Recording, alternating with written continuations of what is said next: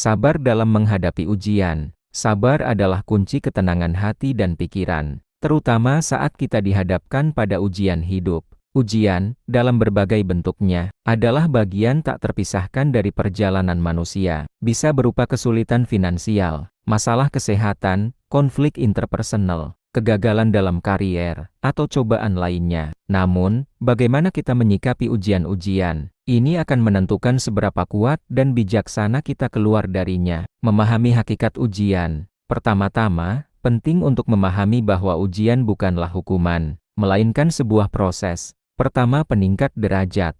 Ujian dapat menjadi sarana untuk meningkatkan derajat kita di mata Tuhan dan sesama. Ketika kita berhasil melaluinya dengan kesabaran, kita membuktikan kematangan spiritual dan mental kita. Kedua, penggugur dosa. Bagi sebagian orang, ujian juga diyakini sebagai cara Tuhan untuk menggugurkan dosa-dosa dan membersihkan jiwa. Ketiga, pembentuk karakter. Ujian adalah kawah candera di muka yang membentuk karakter kita. Ia mengajarkan kita ketahanan, empati, kebijaksanaan, dan rasa syukur. Tanpa ujian, kita mungkin tidak akan pernah menyadari potensi sejati kita. Keempat, tanda cinta Tuhan. Dalam keyakinan beberapa agama, ujian bahkan dianggap sebagai tanda cinta Tuhan. Karena melalui ujian, seseorang didekatkan dan diuji kesungguhannya.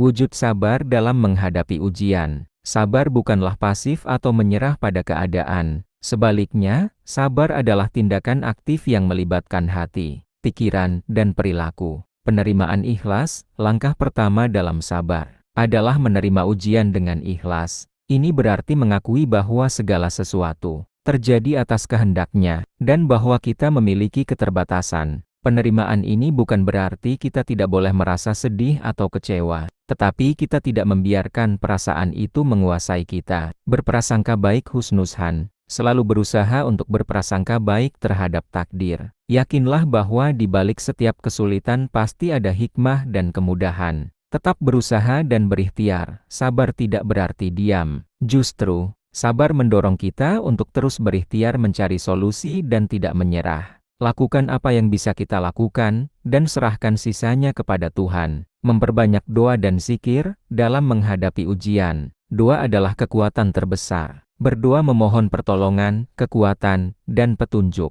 Zikir juga dapat menenangkan hati dan mengingatkan kita akan kebesaran Tuhan. Mencari dukungan. Jangan ragu untuk mencari dukungan dari orang-orang terdekat, seperti keluarga, teman, atau pemuka agama. Berbagi beban dapat meringankan tekanan dan memberikan perspektif baru. Mengambil pelajaran. Setiap ujian membawa pelajaran berharga. Renungkan apa yang bisa kita pelajari dari situasi yang sedang dihadapi. Bagaimana kita bisa menjadi pribadi yang lebih baik setelah ini? Bersyukur atas nikmat lain di tengah ujian. Kadang kita lupa akan nikmat lain yang masih kita miliki. Berusaha untuk tetap bersyukur atas hal-hal kecil dapat membantu menjaga optimisme dan energi positif.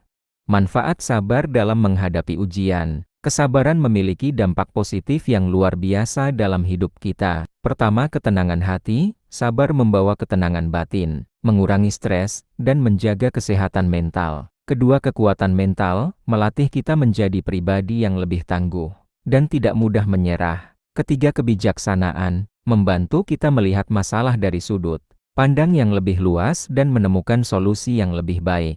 Keempat, meningkatkan keimanan, memperkuat keyakinan dan ketergantungan kita kepada Tuhan. Kelima, hubungan yang lebih baik. Orang yang sabar cenderung memiliki hubungan yang lebih harmonis dengan orang lain, karena mereka lebih mampu mengelola emosi dan memahami situasi. Sabar adalah perjalanan, bukan tujuan. Ada kalanya kita merasa lemah dan ingin menyerah. Namun, ingatlah bahwa setiap ujian adalah kesempatan untuk tumbuh.